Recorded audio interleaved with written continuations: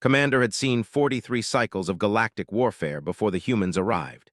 His chitinous exoskeleton bore the scars of countless battles across 17 star systems, and his 4 eyes had witnessed the rise and fall of entire civilizations.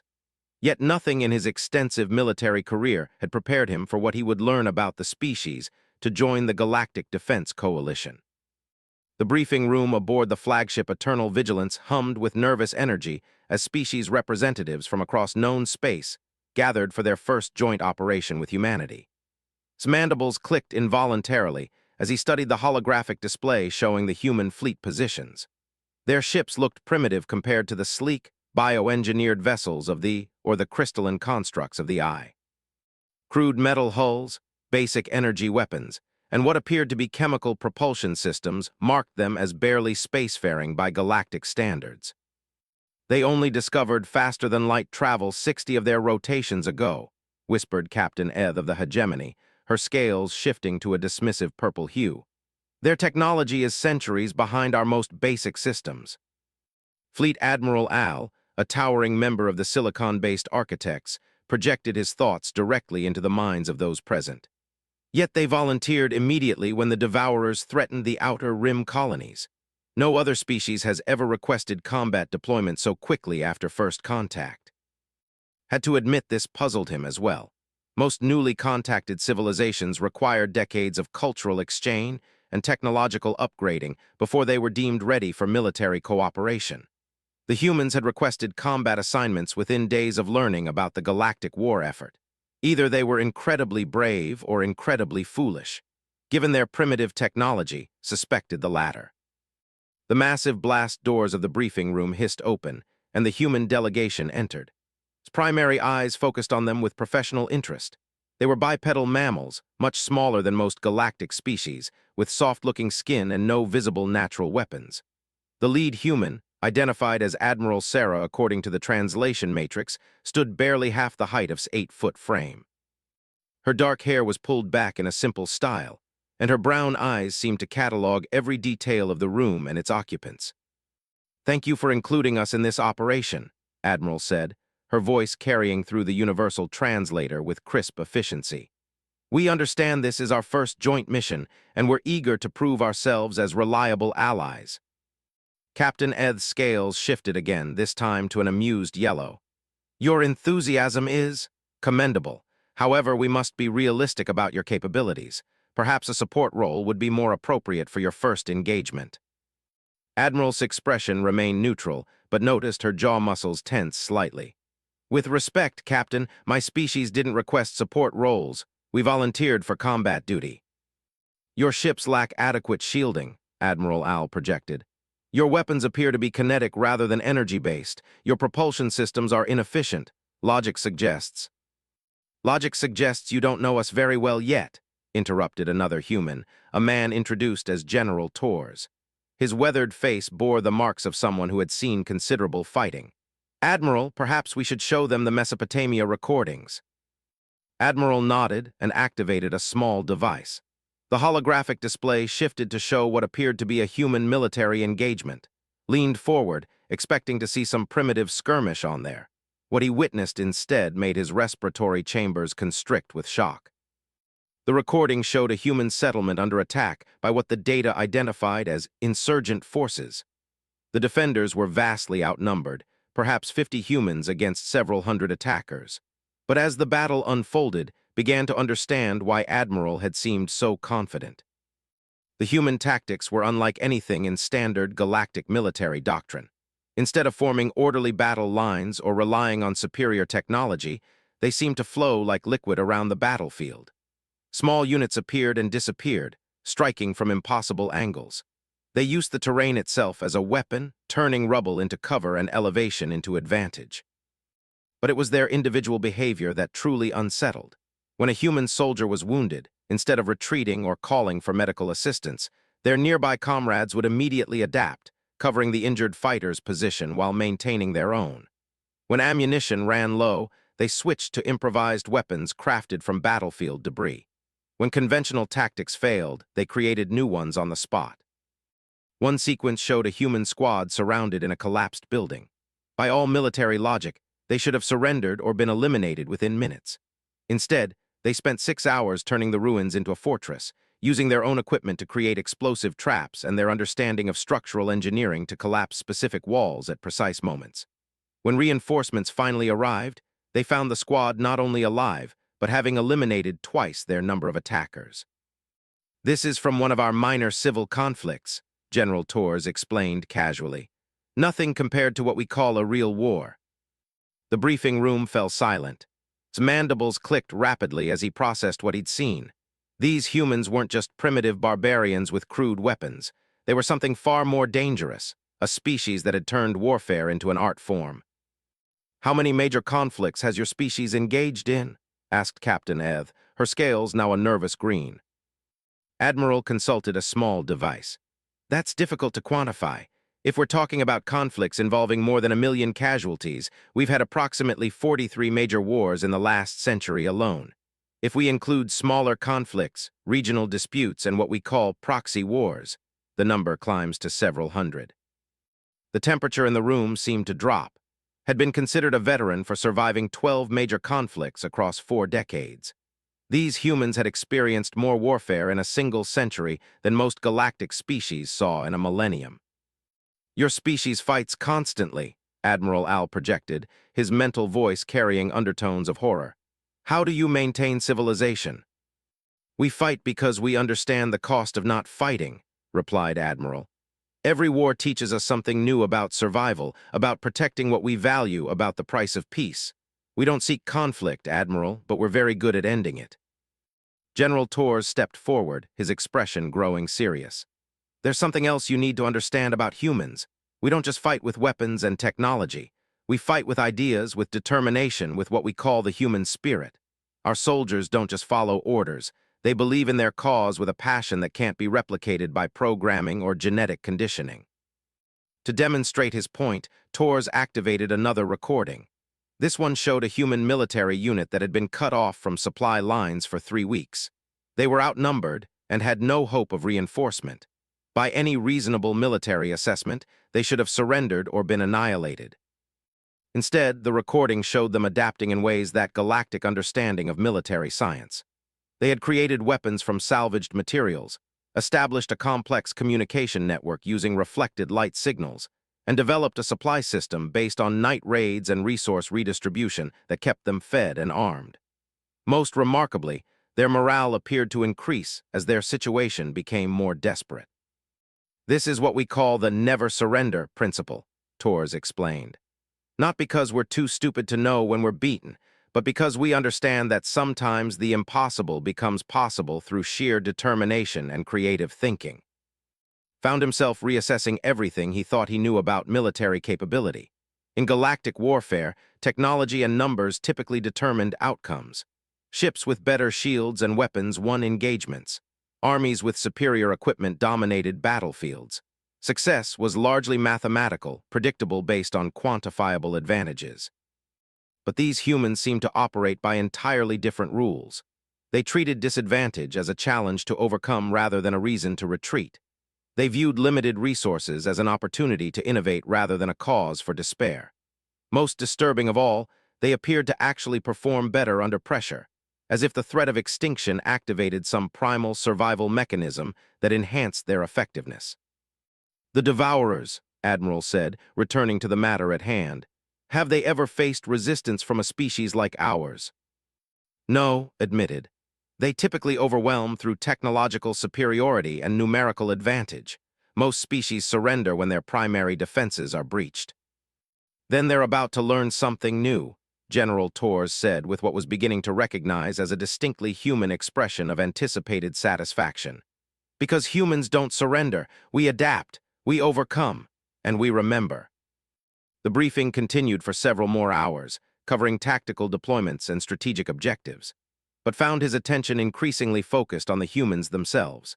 They asked questions that no other species would think to pose. Where most military planners would inquire about enemy fleet strength and defensive capabilities, the humans wanted to know about devourer psychology, social structure, and historical behavior patterns. "Understanding your enemy is the first step to defeating them," Admiral explained when questioned about their unusual intelligence requirements. We don't just want to win battles, we want to end the war. That requires knowing not just what our enemies can do, but why they do it and how they think. As the meeting concluded and species representatives began filing out, found himself approaching the human delegation. His military experience told him these newcomers were either going to be the coalition's greatest asset or a catastrophic liability. There seemed to be no middle ground. Admiral, he said, his translator converting his clicking speech patterns into human-audible frequencies. May I ask you a personal question? Of course, Commander. Your species has been at war with itself for most of its recorded history. How do you find the strength to continue? How do you maintain hope when conflict seems to be your natural state? Admiral was quiet for a long moment, her expression thoughtful. We fight because we love something more than we fear dying for it. Every human soldier carries not just weapons and equipment, but the memory of everything they're protecting. Family, friends, ideals, dreams for the future. That's not a burden, Commander. That's what makes us unstoppable. As the humans departed, remained in the briefing room, staring at the tactical displays showing their upcoming deployment. For the first time in his long military career, he found himself genuinely uncertain about an upcoming battle's outcome. Not because he doubted the coalition's chances, but because he was beginning to suspect the Devourers had no idea what they were about to face. The next morning brought news that changed everything. Long-range scouts had detected a massive Devourer fleet moving toward the station, a critical supply depot that supported 17 colony worlds. The enemy force was larger than anything previously encountered, over 300 ships of various classes, including several of their planet killers. The coalition response force consisted of fewer than 100 vessels, and nearly a quarter of those were the primitive human ships. By every standard military calculation, the defense was hopeless. Evacuation procedures began immediately. But Admiral requested a private meeting with the coalition command staff. When they gathered, she presented a tactical proposal so audacious, so utterly contrary to established military doctrine, that several species representatives initially assumed the translation matrix had malfunctioned. You want to split our forces, Captain Eth said, her scales cycling through confused color patterns. You want to send our smallest ships directly at their largest ones. You want to abandon the defensive positions we've spent months preparing. That's correct, Admiral replied calmly. It's suicide, Admiral Al projected. No ship smaller than a battlecruiser can survive engagement with a Devourer dreadnought. You're thinking like prey, General Torres interjected. The Devourers are predators. They expect fear, retreat, desperate defensive actions. They don't expect an injured animal to attack. Studied the human proposal more carefully. It was insane, certainly, but it had an internal logic that he found intriguing despite himself. You're gambling that surprise and unconventional tactics can overcome technological disparity. We're not gambling, Admiral said. We're doing what humans do best, refusing to accept defeat and finding a way to turn disadvantage into opportunity. The plan was approved, though more from desperation than confidence. As the fleet moved toward the engagement zone, found himself aboard a human destroyer, the Indomitable. Admiral had suggested that seeing human naval doctrine in practice might be educational. She was right, though not in ways he had anticipated. The ship itself was a revelation. Where galactic vessels prioritized protection and firepower, human ships seemed designed around a philosophy of controlled aggression. The bridge was compact and efficient, with damage control stations integrated directly into the command structure. The crew moved with a fluid coordination that spoke of extensive training and absolute trust in their companions. But it was the ship's captain, a young woman named Elizabeth Park, who truly demonstrated what Admiral had meant about the human spirit. As they approached the Devourer fleet, Captain Park addressed her crew over the ship's communication system. Today we show the galaxy what Earth's children can do, she said, her voice carrying clearly through every compartment. We're outnumbered and fighting an enemy that's never been defeated. By every reasonable measure, we shouldn't be here. But we are here because sometimes reasonable isn't enough.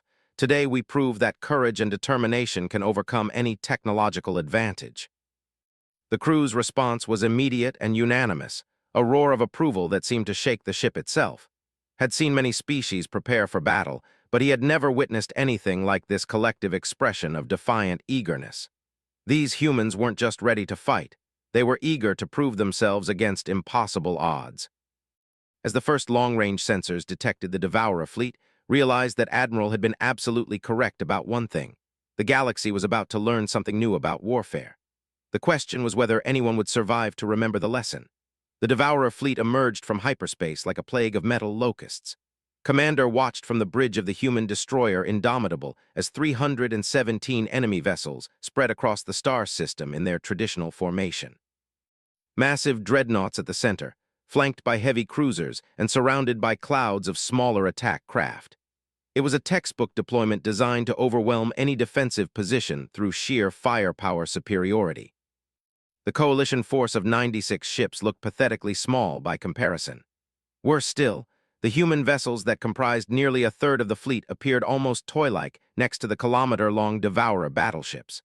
His military experience told him this engagement would last perhaps 30 minutes before the coalition was forced to retreat or face complete annihilation. That assessment proved to be spectacularly wrong. "All ships, this is Admiral," the human commander's voice crackled across the fleet communication network. "Execute Protocol Thermopylae on my mark. Remember, we're not here to win a fair fight. We're here to prove that no fight is fair when humans are involved." Had never heard of Protocol Thermopylae, but he was about to receive an education in human military philosophy that would haunt his dreams for the rest of his very long life. Instead of forming the standard battle line formation that galactic naval doctrine demanded, the human ships began scattering in seemingly random directions. To his trained eye, it looked like pure chaos. Ships broke off from the main fleet in small groups, some heading directly toward the enemy, others moving to what appeared to be completely useless positions near asteroid fields and gas giant moons. "Captain Park," said, his mandibles clicking with concern, "your fleet appears to be dispersing. Shouldn't you maintain formation to concentrate firepower?" Captain Elizabeth Park smiled and was beginning to recognize that human expression as a warning of imminent danger to everyone except humans. "Commander, you're thinking like a conventional military strategist. Humans don't do conventional." The Devourer fleet, apparently as confused by human tactics as, maintained their standard approach pattern. Their massive ships moved forward in orderly formation, energy weapons charging for the inevitable long-range bombardment that would precede their systematic destruction of the coalition fleet. That was when Admiral sprang her trap. "All units, execute Maneuver Alpha 77. Show them why humans rule their own planet." What happened next violated every principle of space combat that had learned during his 4 decades of military service. The scattered human ships suddenly revealed the method behind their apparent madness. Those vessels that had positioned themselves near asteroids began using gravitational slings to accelerate chunks of space rock to relativistic speeds, turning ordinary debris into kinetic weapons capable of punching through even Devourer armor. Ships that had seemed to be retreating toward gas giant moons suddenly emerged from behind atmospheric cover, their primitive chemical engines replaced with what realized were improvised fusion torches that had been constructed during their positioning maneuvers. These vessels came screaming out of planetary shadow at velocities that made interception nearly impossible. But the most shocking development was what Admiral termed the human approach. Instead of maintaining safe engagement distances and trading fire with energy weapons, human ships dove directly into close combat range where their kinetic weapons and improvised tactics could be most effective. The Devourer fleet, faced with enemies coming from 12 different directions at varying speeds, and using weapons they had never encountered before, began making their first tactical errors. Their formation, designed to provide overlapping fields of fire against conventional attacks, became a liability when enemies appeared above, below, and within their defensive perimeter simultaneously. Watched in fascination and growing horror as human ships executed maneuvers that should have been impossible. The Indomitable itself demonstrated what Captain Park called atmospheric braking, diving into the outer edge of a gas giant's atmosphere to change direction and speed in ways that conventional physics suggested should tear the ship apart. "How is your vessel surviving these stresses?" asked as the ship groaned and shuddered around them. "We overbuilt everything," Captain Park replied, her hands steady on the controls despite the violent maneuvering. Human engineering philosophy: if it's not strong enough to survive twice the expected stress, it's not strong enough. We learned that lesson the hard way during our early space exploration. The first Devourer dreadnought to fall victim to human ingenuity was destroyed not by superior firepower, but by what the humans called creative problem-solving. A group of human destroyers had somehow managed to position themselves near a small moon on the edge of the system. Using coordinated gravitational manipulation and their ship's engines as improvised mass drivers, they had accelerated the entire moon toward the enemy formation. The Devourer captain, faced with a planetoid moving at significant velocity toward his ship, had three options: attempt to destroy it with weapons fire, move his massive vessel out of the impact trajectory, or maintain position and hope his shields could absorb the collision. He chose the logical option of attempting to destroy the incoming threat. This proved to be exactly what the humans had anticipated. The moon had been hollowed out and packed with fusion warheads. When Devourer weapons fire triggered the explosives, the resulting detonation didn't just destroy one enemy ship. It created a debris field that damaged or destroyed 17 other vessels in the formation. "You weaponized a moon," said, his voice carrying undertones of awe and terror. "We weaponized everything," General Torres replied from the communication system. His voice was coming from a human cruiser that was currently using a destroyed Devourer vessel as both cover and improvised ammunition. "Rule 1 of human warfare: if it exists, it can be turned into a weapon. Rule 2: if it doesn't exist, build it from whatever's available." The battle that galactic military doctrine suggested should have lasted 30 minutes stretched into 6 hours of the most innovative, brutal, and effective combat that had ever witnessed. Human ships that should have been destroyed continued fighting after sustaining damage that would have crippled conventional vessels. Crews that should have evacuated instead remained at their posts, jury-rigging repairs and creating new weapons from damaged components. One human frigate, its main engines destroyed and weapons offline, somehow managed to ram a Devourer heavy cruiser. But instead of simply colliding and destroying both ships, the human vessel had converted its entire reactor into an improvised explosive device. The resulting detonation not only eliminated the target, but created an electromagnetic pulse that disabled electronics on 3 other enemy ships. "Why do they keep fighting?" asked, watching rescue shuttles evacuate the frigate's crew moments before impact. "That ship was already lost." "Because losing a ship isn't the same as losing," Captain Park explained. "As long as we can still hurt the enemy, we keep fighting. As long as our people can escape to fight another day, the ship has served its purpose." But it was the final phase of the battle that truly demonstrated why Admiral had been so confident about human military capabilities. With the Devourer fleet reduced to roughly half strength and their formation completely disrupted, she ordered what she called the harvest. Human ships that had been feinting retreat suddenly revealed they had been laying mines and positioning weapons platforms in carefully calculated locations throughout the system. Ships that had appeared to be fleeing were actually herding enemy vessels into predetermined kill zones where improvised defensive networks waited. The Devourers found themselves trapped in a system that had been turned into a 3-dimensional maze of death. Every escape route led to another ambush. Every attempt to regroup was countered by human forces that seemed to anticipate their movements with impossible accuracy. "How are you predicting their tactical responses so precisely?" asked as the Indomitable led a squadron of enemy ships directly into a field of gravitational mines. "We're not predicting their moves," Captain Park said. "We're making their moves predictable. Human strategy lesson number 1, control the battlefield and you control the enemy's options." The explanation came from General Torres, whose voice now carried the satisfaction of someone watching a complex plan reach its conclusion. "We spent the first 3 hours of this battle teaching the Devourers that certain areas of the system were dangerous. They learned to avoid asteroid fields, gas giant atmospheres, and areas where we had positioned our larger ships. They thought they were adapting to our tactics." "But you were training them," realized. "Exactly. We taught them to move in specific patterns, to avoid certain zones, to respond to particular threats in predictable ways. Now we're exploiting those learned behaviors." The final Devourer surrender came not from overwhelming defeat, but from a psychological collapse that would later realize was entirely intentional. The human fleet had systematically demonstrated that every conventional military response led to greater losses. Traditional formations were countered by impossible attacks from unexpected directions. Retreat was blocked by weapons that materialized from empty space. Even surrender attempts were ignored, as human forces continued to eliminate enemy vessels with ruthless efficiency. When Admiral finally responded to Devourer surrender signals, her terms were simple: complete withdrawal from this sector, release of all captured Coalition personnel, and agreement to avoid human-protected space for 50 standard years. "You could demand unconditional surrender," the Devourer fleet commander transmitted. "Our remaining forces cannot resist." "We don't want your surrender," Admiral replied. "We want you to carry a message back to your people. Tell them about this battle. Tell them what happens when you threaten something humans are protecting. Make sure they understand that this was us being merciful."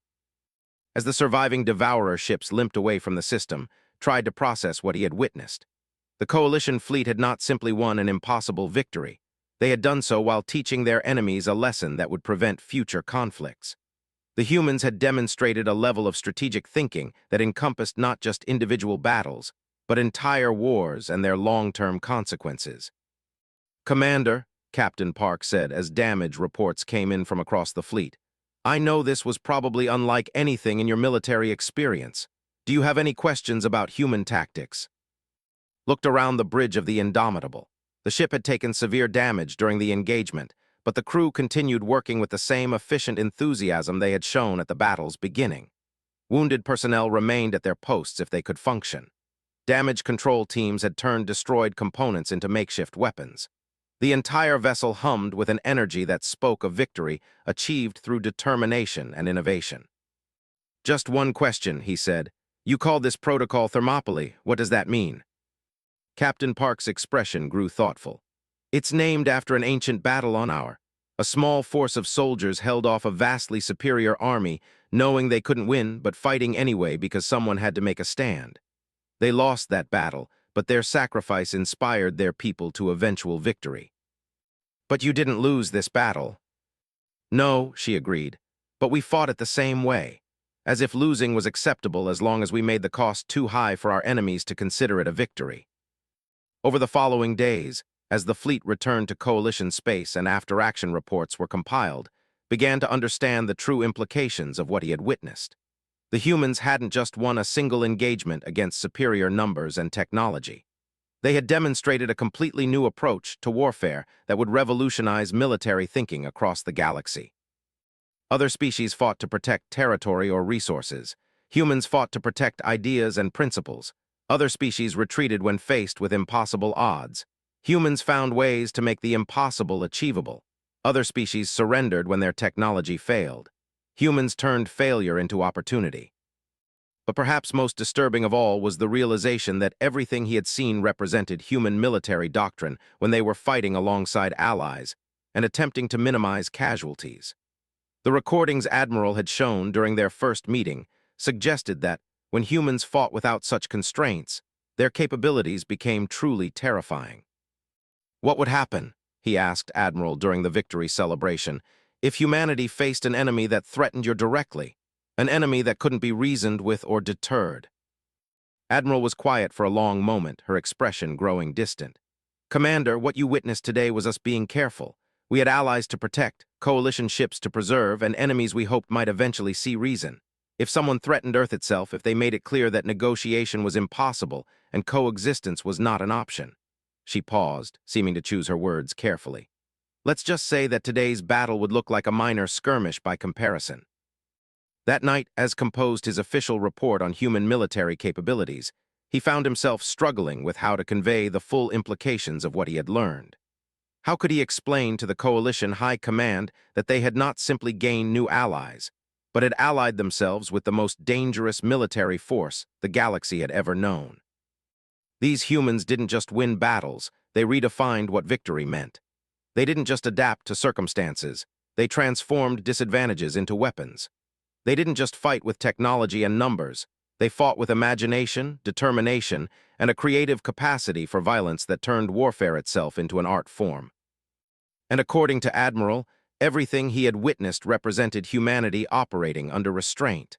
Tried to imagine what human warfare would look like without limitations, and found the concept too disturbing to contemplate fully. The galaxy had spent developing increasingly sophisticated ways to conduct civilized warfare, rules of engagement that protected civilian populations, weapons treaties that prevented the use of certain technologies, diplomatic protocols that allowed for honorable surrender and negotiated settlements. Humans appeared to view all of these conventions as interesting suggestions that could be discarded the moment they became inconvenient. They fought not according to established rules, but according to whatever methods would achieve their objectives most effectively. They treated warfare not as a gentleman's game played according to traditional rules, but as an existential struggle where survival justified any tactic that worked. And they were very, very good at making things work. 6 months after the Battle of Station, Commander received orders that filled his respiratory chambers with dread. Intelligence reports indicated that the Devourer Empire, despite their crushing defeat, was preparing for a massive retaliatory strike against human space. Worse still, they had allied themselves with 2 other aggressive species and were bringing technologies specifically designed to counter human tactics. The Coalition High Command wanted to serve as military liaison during humanity's preparation for what intelligence suggested would be an extinction-level threat to their entire species. What he would witness during this assignment would forever change his understanding of what human beings were truly capable of when their survival was genuinely threatened. The first indication that human military doctrine was about to evolve came during his arrival at the Sol system. The primitive, ramshackle fleet he had observed 6 months earlier had been completely transformed. Human ships now incorporated technologies that shouldn't have been possible to develop in such a short. More disturbing still was the realization that these innovations weren't borrowed from other coalition species, but represented entirely original human engineering solutions. "How did you advance your technology so rapidly?" asked Admiral during his briefing aboard the newly constructed human flagship Retribution. The vessel itself was a testament to humanity's disturbing capacity for rapid adaptation. Built in just 4 months, it incorporated design principles that seemed to violate conventional physics. "Necessity," Admiral replied simply. "When you threaten human survival, you activate capabilities we prefer not to use under normal circumstances. What you're seeing now is humanity at war, not humanity at play." The distinction became clearer as was given access to classified human military facilities across their solar system. What he discovered challenged his understanding of how military production was supposed to work. Every human colony, space station, and orbital facility had been converted into weapons manufacturing.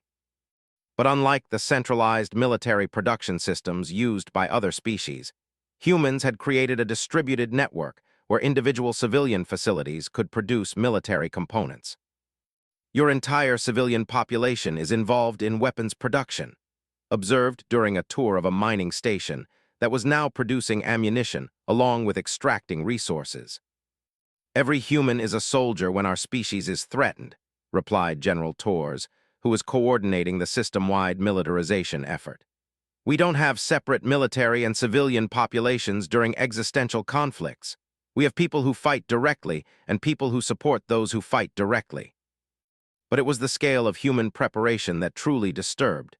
Intelligence suggested the incoming enemy force would number approximately 8,000 ships, supported by planet-killer weapons and technology specifically designed to counter the tactics humans had used at station.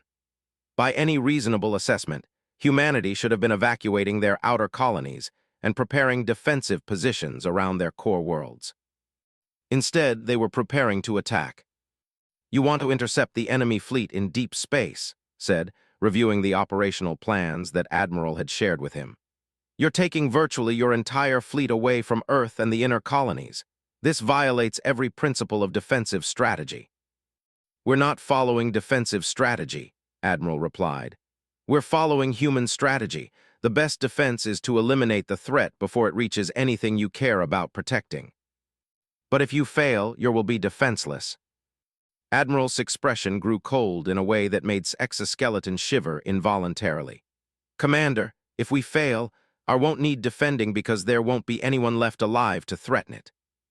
The implications of that statement became clearer as learned more about humanity's preparation for what they had designated as Operation Final Lesson. The human fleet wasn't just planning to intercept and defeat the enemy armada. They were planning to eliminate the threat permanently by demonstrating that attacking humanity carried consequences so severe that no species would ever consider such action again. "You're planning genocide," said when he fully understood the scope of Operation Final Lesson. "We're planning survival," General Torres corrected. "There's a difference. If the Devourers and their allies had been content with territorial expansion or resource competition, we could have negotiated. But they've made it clear that they want to eliminate humanity entirely. That changes the rules of engagement." "What rules?" "All of them," Admiral said. "Commander, what you witnessed at station was humanity fighting by galactic standards. We used conventional weapons, followed established protocols for prisoner treatment, and limited our objectives to tactical victory. But when someone threatens our extinction, we stop playing by other people's rules and start playing by ours." Was about to learn what human rules looked like when a species' survival was at stake. The education would haunt him for the rest of his very long life. The human fleet that departed Sol 3 weeks later bore little resemblance to anything in galactic naval tradition. 800 ships of varying sizes, but what made them terrifying wasn't their number or firepower. It was their design philosophy.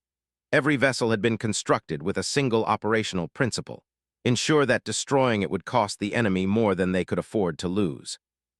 Human destroyers carried fusion warheads powerful enough to sterilize planets. Human cruisers incorporated technology that could destabilize stars. Human dreadnoughts mounted weapons that recognized as planet crackers, devices so dangerous that most galactic species had banned their development entirely. "These weapons violate 17 different galactic treaties," protested as he reviewed the fleet's capabilities. "Human beings never signed those treaties," Admiral replied. "We weren't part of galactic civilization when those agreements were negotiated, and frankly, Commander, those treaties were written by species that never faced extinction. They're luxuries we can't afford." The fleet's destination was a system designated as Wolf 359, where long-range reconnaissance had determined the enemy armada would stop to refuel and resupply before their final approach to human space. Admiral's plan was simple in concept and absolutely terrifying in execution. Arrive first, turn the entire star system into a weapon, and use it to eliminate not just the enemy fleet but any possibility of future threats. "You're going to detonate the star," realized as he studied the operational parameters. "We're going to demonstrate the consequences of threatening human extinction," Admiral corrected. "The star is just the delivery method." What followed was the most methodical and horrifying display of military preparation that had ever witnessed. Human engineering teams spent 2 weeks converting Wolf 359 into what they called a stellar bomb. They used gravitational manipulation technology to destabilize the star's fusion reactions, positioned antimatter charges at calculated points throughout the system, and created a network of quantum resonance devices that would ensure the destruction propagated in exactly the pattern they desired. When the enemy fleet arrived, they found what appeared to be a standard human defensive formation. Ships positioned around the system's outer planets, weapons charged, and communications channels open for standard pre-battle negotiations. What they didn't realize was that they had flown into the most sophisticated trap in military history. "Devourer Fleet, this is Admiral of the Human Defense Force," the transmission began as enemy ships moved into their attack formations. "You are trespassing in human-protected space with the declared intent of committing genocide against our species. You have one opportunity to withdraw immediately and permanently from human space." The Devourer response was predictable: demands for unconditional human surrender, threats about the consequences of resistance, and detailed descriptions of what would happen to human colonies after their fleet was destroyed. They had brought planet killers specifically to ensure that human worlds could be eliminated from safe distances, preventing the close combat tactics that had proven so effective at station. "Very well," Admiral replied. "Let me show you why threatening human extinction was the last mistake your species will ever make." The battle that followed lasted exactly 17 minutes, but it wasn't the combat itself that would be remembered by galactic historians. It was what Admiral did after the fighting ended. The human fleet had successfully destroyed or disabled the entire enemy armada, but instead of accepting surrender or allowing evacuation, Admiral activated the stellar bomb she had spent 2 weeks preparing. "What are you doing?" the surviving Devourer commander transmitted as human ships began evacuating the system at maximum speed. "We surrender. The engagement is over." "The engagement is over," Admiral agreed. "But the war continues as long as your species exists to threaten mine. Consider this humanity's final lesson in the consequences of seeking our extinction."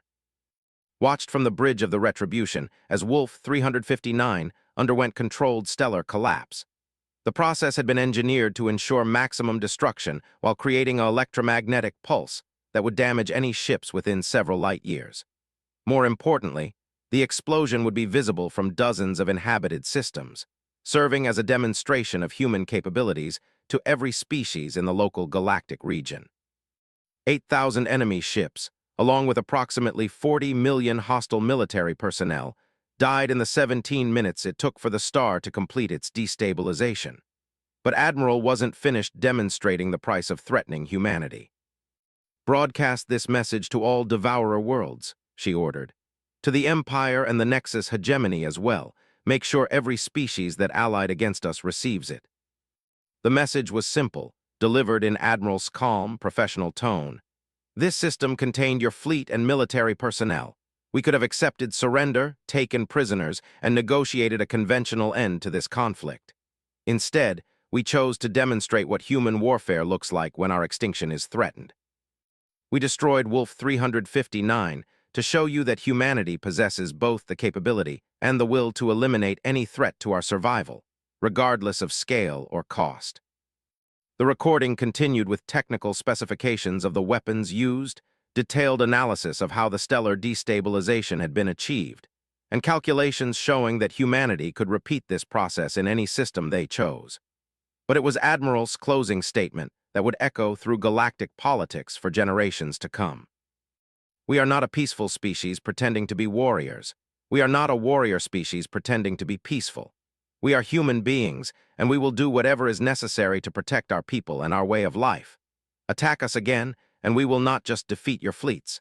We will erase your civilizations from existence and turn your home systems into monuments to the folly of threatening human survival."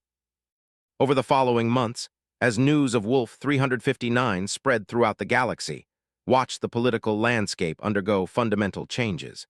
Species that had been considering military action against the coalition suddenly discovered urgent domestic priorities. Aggressive empires that had spent centuries expanding through conquest abruptly developed diplomatic solutions to territorial disputes. The delicate balance of power that had maintained relative stability shifted overnight in humanity's favor. But it was the reaction of the coalition itself that truly demonstrated how profoundly humanity had changed the nature of galactic civilization. Species that had fought alongside human forces at station began requesting reassignment to sectors far from human space. Military leaders who had praised human tactical innovation now spoke in whispers about the implications of alliance with a species capable of stellar engineering. "They're afraid of us now," Admiral observed during a private conversation with. "Our allies are as terrified as our enemies. They've realized that humanity doesn't just fight wars, we end them permanently." "Are you concerned about the political implications?" asked. "I'm concerned about human survival," Admiral replied. "Everything else is secondary. If fear keeps potential enemies from threatening us, then fear serves our interests. If our allies are uncomfortable with our methods, they're free to find new allies. But they'll do so knowing that humanity is capable of defending itself without their assistance."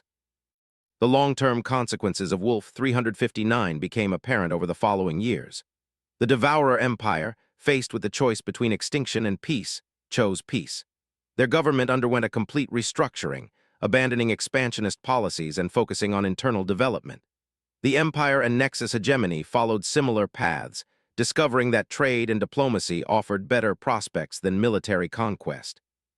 But perhaps the most significant change was in how galactic civilization viewed warfare itself. The comfortable assumption that conflicts would remain limited, that certain weapons would never be used, and that civilized species could conduct wars according to established rules had been shattered by humanity's demonstration that survival justified any tactic that proved effective. Spent his remaining years studying human military philosophy, trying to understand the psychology of a species that could commit such devastating acts while maintaining moral certainty about their necessity. What he discovered was both fascinating and terrifying. Humans didn't view themselves as monsters or warmongers. They viewed themselves as protectors whose primary responsibility was ensuring the survival and prosperity of their people. "We don't seek war," General Torres had explained during one of their conversations. "But when war is forced upon us, we fight to win permanently. Half measures and limited conflicts just ensure that we'll have to fight the same war again in the future. Better to end it decisively and demonstrate why threatening humanity is a mistake no species should ever repeat." In his final report to the Coalition Historical Archive, attempted to summarize what he had learned about humanity during their initial years in galactic civilization. The document became required reading for military leaders across known space, not because it explained how to defeat human forces, but because it explained why attempting such defeat would be the last decision any species would ever make. "Humans," he wrote, "are not the most technologically advanced species in the galaxy. They are not the most physically powerful or the most numerous, but they possess two characteristics that make them the most dangerous military force in known space: unlimited creativity in developing new ways to achieve their objectives, and absolute determination to protect what they value regardless of the personal cost. Other species fight until the cost becomes unacceptable. Humans fight until they win or until there is nothing left to protect. They do not surrender, they do not compromise when their survival is threatened, and they do not accept defeat as long as any alternative exists. They turn every disadvantage into an opportunity and every setback into motivation for greater effort." But perhaps most importantly, humans understand that the purpose of warfare is not to conduct glorious battles or demonstrate military superiority. The purpose of warfare is to create political conditions that serve their interests. They don't fight to prove their courage. They fight to ensure that future conflicts become unnecessary. Years later, as approached the end of his exceptionally long life, he often reflected on the irony of humanity's role in galactic civilization. A species that had spent most of its history fighting itself had become the galaxy's most effective peacekeepers. Their demonstration at Wolf 359 had created a stability that diplomatic efforts had failed to achieve for. The galaxy was more peaceful now, not because species had become more civilized, but because they had learned that the alternative to peace was extinction at human hands.